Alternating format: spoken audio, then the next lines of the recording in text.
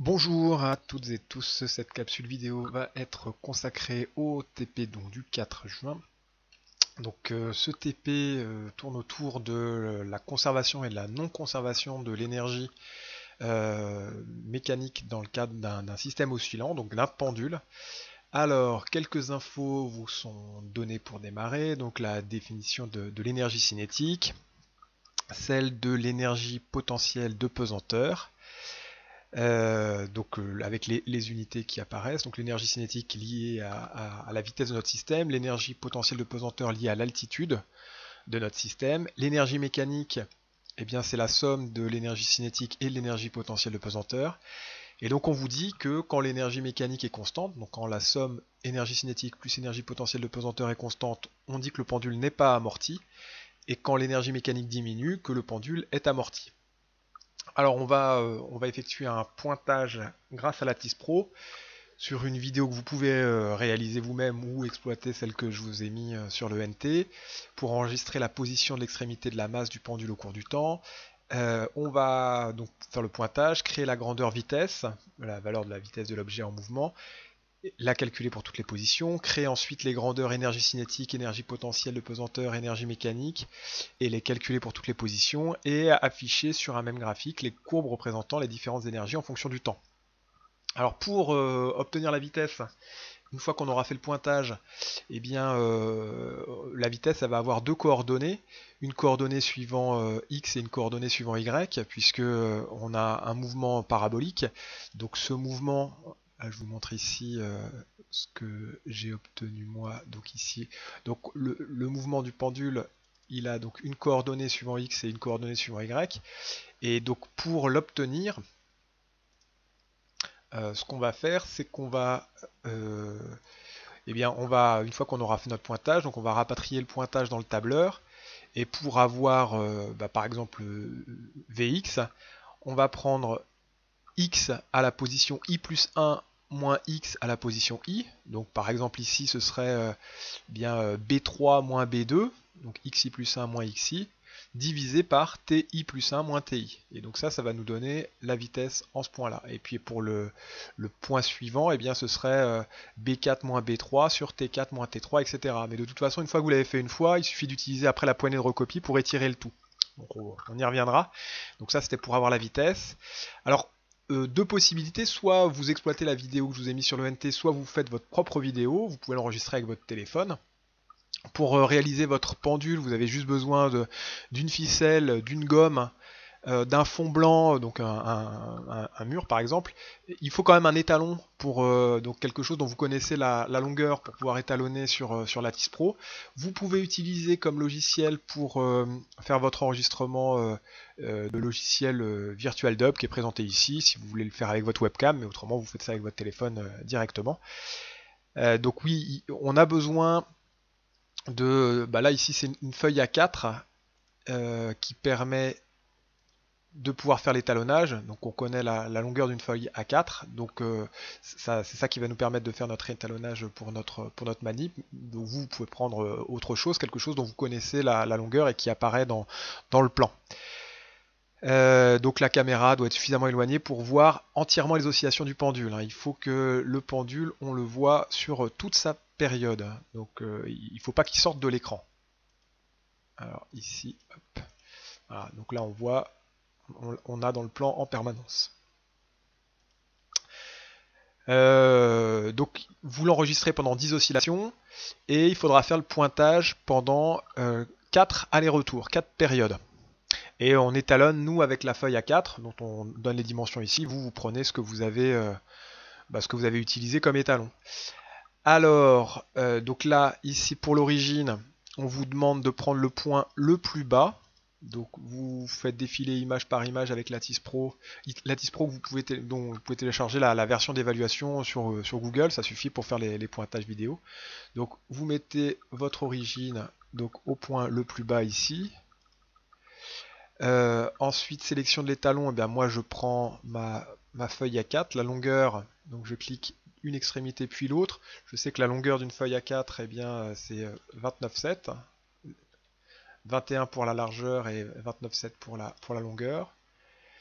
Et puis bien ensuite il ne reste plus qu'à cliquer, sélection manuelle des points, et puis on clique sur la base ici pendant 4 allers-retours. Donc dès qu'on clique, hein, ça passe à l'image suivante, et on fait ça pendant 4 allers-retours. Alors voilà ce qu'on a obtenu, enfin ce que j'ai obtenu ici en faisant mes clics ici. Donc là, j'ai mouvement de Y, mouvement de X, en fonction du temps. Donc je les ai rapatriés dans le tableur en faisant un glisser-déposer. Il suffit juste de faire un glisser-déposer et puis de les lâcher dans le tableur, comme ça. J'ai rapatrié aussi juste le temps. Donc là, en faisant aussi un glisser-déposer, mais en prenant que le temps ici. Donc là, je l'ai rapatrié ici.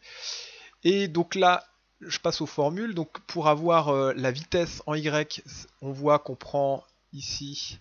Donc pour avoir cette vitesse en Y, on prend le mouvement Y, enfin la position Y2 moins la position Y1 divisé par le temps 2 moins le temps 1. Et donc là, une fois qu'on a ça, donc on a cette formule qui apparaît ici, et on n'a plus qu'à étirer avec la poignée de recopie jusqu'en bas. On fait la même chose avec Vx, sauf que cette fois-ci avec Vx, eh bien, on le fera hop, donc avec le x2 moins x1 divisé par t2 moins t1, et ensuite poignée de recopie, et on étire la formule sur toute la longueur de la colonne.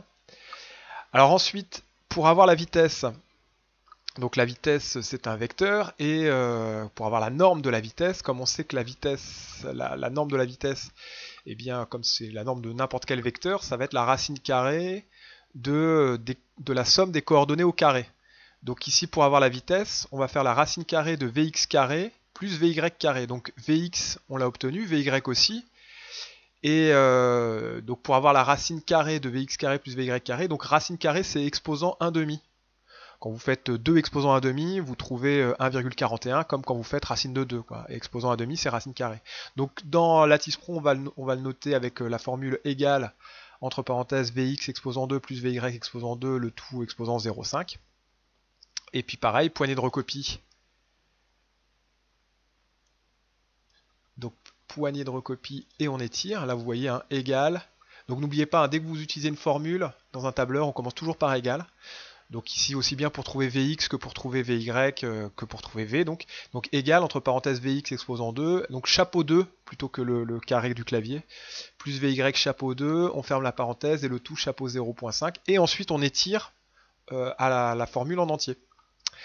Ensuite, on vous demande de créer l'énergie cinétique plus l'énergie potentielle de pesanteur plus l'énergie mécanique. Donc l'énergie cinétique, c'est 1,5 de mv carré. Donc là, dans notre situation, la masse, donc dans la vidéo que j'ai réalisée, la masse, elle fait 200 grammes. Vous ai redonné pour l'énergie potentielle de pesanteur, alors je ne sais plus où je l'avais mis, mais enfin ça vaut 9,8.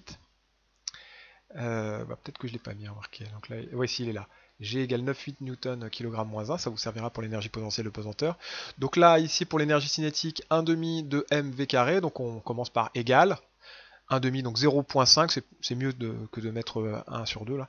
Enfin, en tout cas, avec le tableur, on prend moins de risques. Donc égal 0,5 fois 0,2, c'est-à-dire la masse, 1,5 de m, fois v au carré, donc chapeau 2. Pour l'énergie potentielle de pesanteur, mg fois l'altitude. L'altitude ici, quand on regarde la vidéo, eh bien, on a un axe x un axe x horizontal et un axe y vertical. Donc l'altitude c'est les coordonnées suivant y. Donc on fait pour avoir l'énergie potentielle de pesanteur, c'est mg fois mouvement de y, donc 0,2 fois 9,8 fois mouvement de y. Et pour avoir l'énergie mécanique, c'est l'énergie cinétique plus l'énergie potentielle de pesanteur. Une fois que vous avez créé vos formules, pour une valeur, vous n'oubliez pas, poignée de recopie, et on étire, donc on clique sur la poignée de recopie, ce qui est en bas dans le coin droit, et on étire sur toute la colonne. Alors, donc je récapitule, on a commencé par pointer. Donc pour pointer, on a défini notre origine et les talons. Donc on a pointé 4 allers-retours. Ensuite, on a créé Vx et Vy. Donc pour créer Vx, le premier Vx, donc on a pris x2 moins x1 divisé par t2 moins t1. On n'oublie pas de mettre un signe égal. Pour Vy, eh bien, y2 moins y1 divisé par t2 moins t1. Là de même, on n'oublie pas de mettre le signe égal avant la formule. Ça nous a permis d'avoir les coordonnées suivant x et y de la vitesse. Pour avoir la norme de la vitesse, racine carrée de vx carré plus vy carré. Que vous avez ici, hein, égale vx exposant 2 plus vy exposant 2 et le tout exposant 0,5. Ensuite, on a créé l'énergie cinétique, 1 demi de mv carré, l'énergie potentielle de pesanteur, mgh et l'énergie mécanique. Alors, regardons ce qu'on obtient. Donc en bleu, vous avez l'énergie potentielle de pesanteur, en rouge, l'énergie cinétique, et donc je rajoute en vert l'énergie mécanique, hein, avec un glissé-déposé. Donc on voit que l'énergie mécanique aux imprécisions de pointage près, elle est à peu près constante ici. On voit que quand l'énergie cinétique diminue, eh bien l'énergie potentielle augmente, et inversement. Alors, on va observer ça avec la vidéo ici. Donc si je me mets, je vais me mettre, alors, ah oui, non, ici, je vais revenir au départ. Donc là, ici, mon pendule démarre comme ça. J'avance image par image. Donc là, je reviens un peu en arrière, là je suis au point le plus haut. Au point le plus haut, mon énergie potentielle de pesanteur est la plus importante.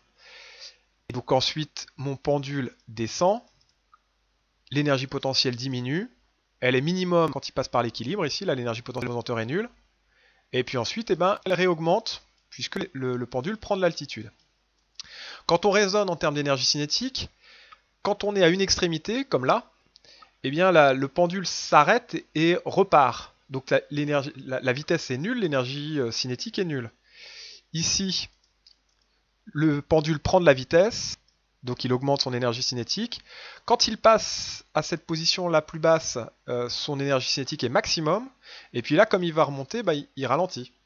L'énergie cinétique diminue, et à l'extrémité, l'autre extrémité ici, voilà, il s'arrête, l'énergie cinétique est nulle.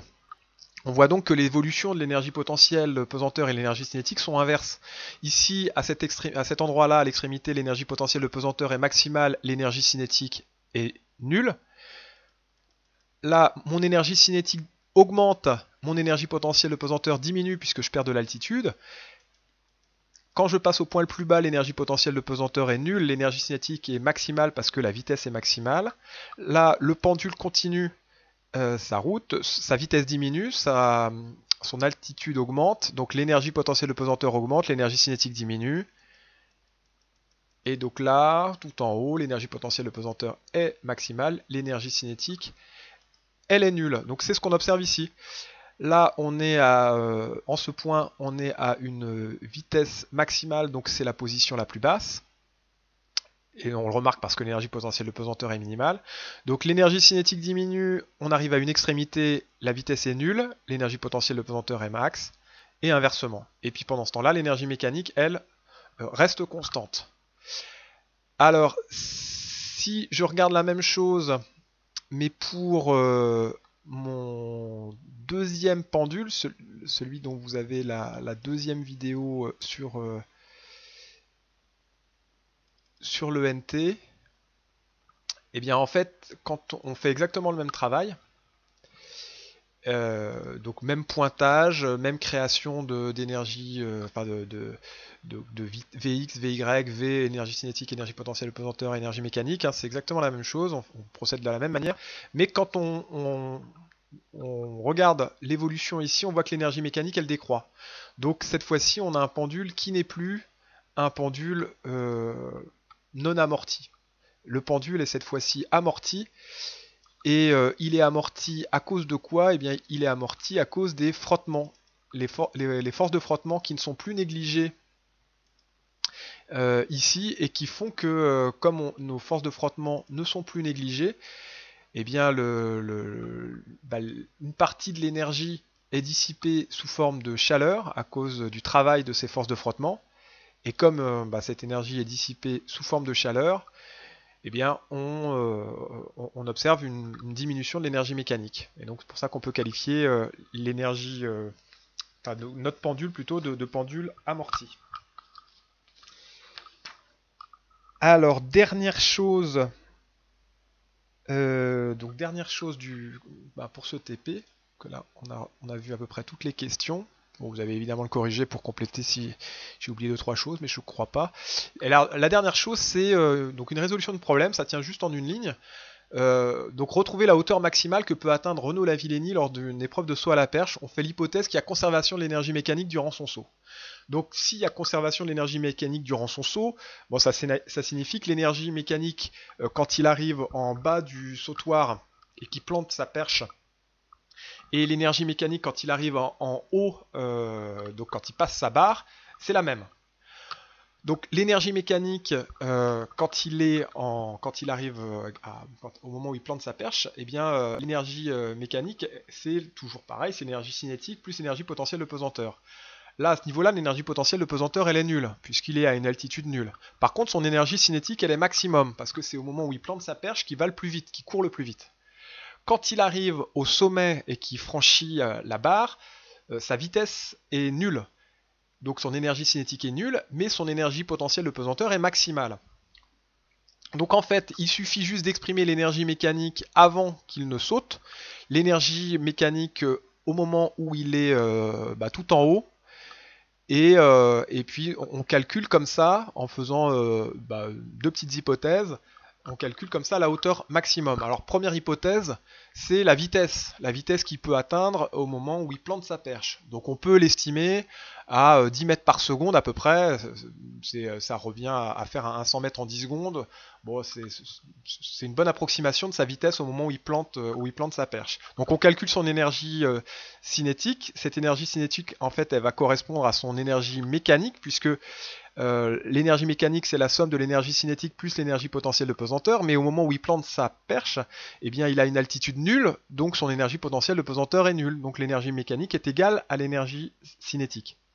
Donc on calcule un demi de mv carré, donc on estime que sa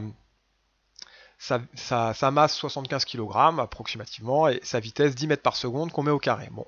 Son énergie mécanique quand il est au sommet et qu'il franchit la barre, eh bien elle est égale toujours à l'énergie cinétique plus l'énergie potentielle de pesanteur, mais là cette fois-ci l'énergie cinétique est nulle, puisque quand il arrive au sommet de la barre, sa vitesse est nulle, et donc quand il franchit cette barre, et donc son énergie potentielle elle est maximum, et elle va être égale à 3750 joules, c'est-à-dire l'énergie cinétique qu'il avait en bas.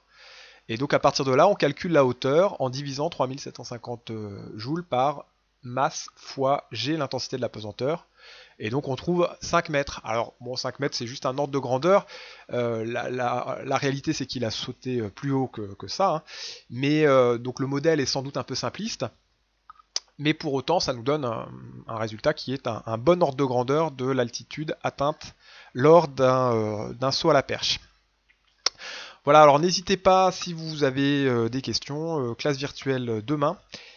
Alors bonne journée, travaillez bien et à bientôt.